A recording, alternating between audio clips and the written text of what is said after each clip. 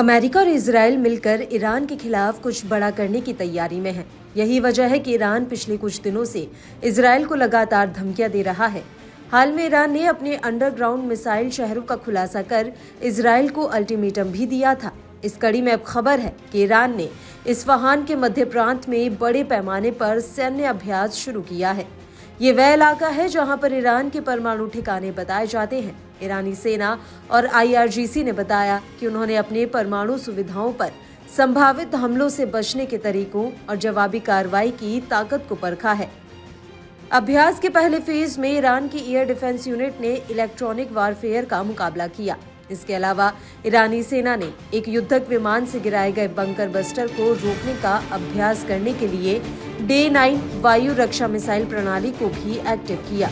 ये ईरान में ही बना एयर डिफेंस सिस्टम है जो न्यूक्लियर साइट से 17 किलोमीटर की दूरी पर 15 सेकंड से भी कम समय में भारी हथियार को ट्रैक कर फिर रोककर तबाह कर सकता है।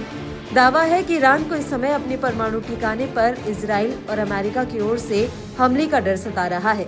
जानकारों की माने तो ईरान के इसी डर के चलते ये युद्धाभ्यास किया जा रहा है। ईरान की सरकारी मीडिया ने कमांडर ब्रिगेडियर जनरल गदब रहीमजादेही के हवाले से जानकारी दी।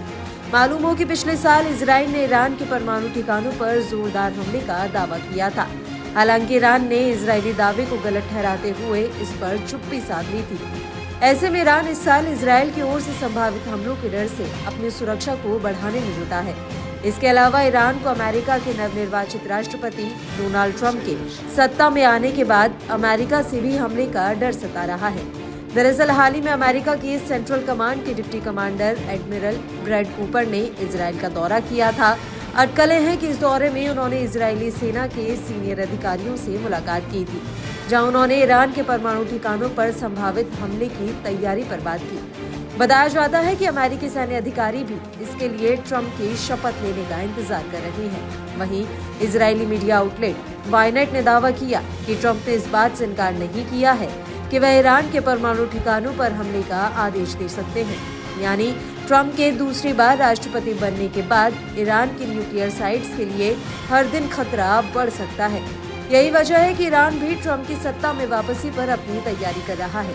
इसी बीच ईरानी विदेश मंत्री अब्बास अरागची ने कहा कि साल 2025 ईरानी परमाणु मुद्दे के लिहाज से काफी महत्वपूर्ण होगा। ईरान को इस बात की भी चिंता सता रही है कि ट्रंप की सत्ता में वापसी इजराइल को काफी मजबूत कर देगी। दरअसल ट्रंप हमेशा से ईरान को लेकर आक्रामक रहे हैं। ऐसे में ट्रंप के राष्ट्रपति बनते ही ईरान के न्यूक्लियर साइट पर हमले का खतरा मंडराने लगा है। ट्रंप पहले ही कह चुके हैं कि वो ईरान पर कार्रवाई करने से पीछे नहीं हटेंगे। मालूम हो कि इजराइल और अमेरिका लगातार मानते रहे हैं कि ईरान के पास परमाणु बम बनाने के लिए पर्याप्त यूरेनियम है।